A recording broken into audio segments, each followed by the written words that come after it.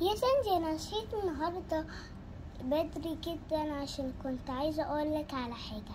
ايه رايك نجيب حيوان اليف؟ هي فكرة فعلا يا مودي، بس تفتكر بابا وماما هيوافقوا على الحكاية دي؟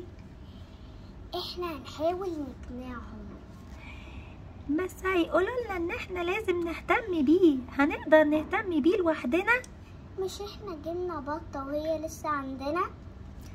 ايوه، بس ده بقى حيوان هيعيش معانا على طول، ولازم نهتم بيه باكله وشربه ونحميه ونخليه حلو.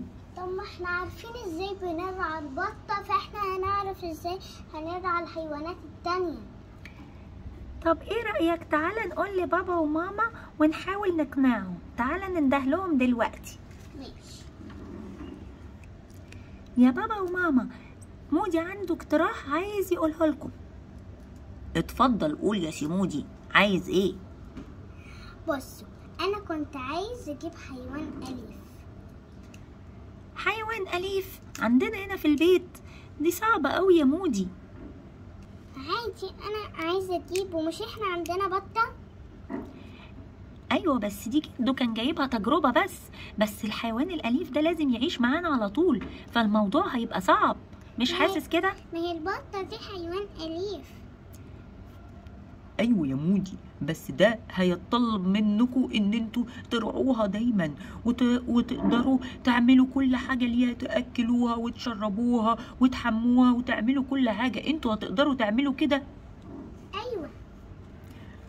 انا خايف بس ما تقدروش تتحملوا المسؤوليه لوحدكم.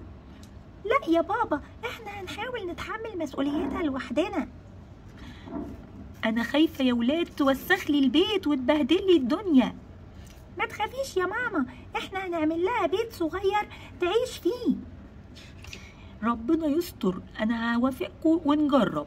لو عرفتوا تهتموا بيها ماشي، لو ما عرفتوش خلاص هنرجعها تاني.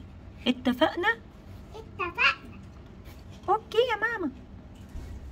ايه اللي بتعمليه ده يا ساندي دلوقتي؟ مش احنا رايحين نجيب الحيوان الاليف؟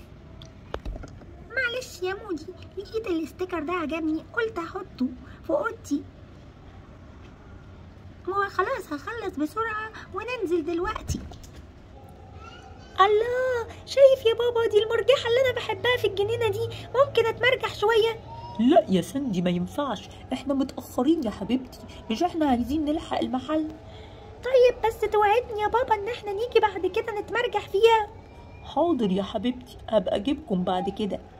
يا سندي ما ينفعش كده، احنا متأخرين قوي، يلا عشان نلحق. حاضر يا ماما.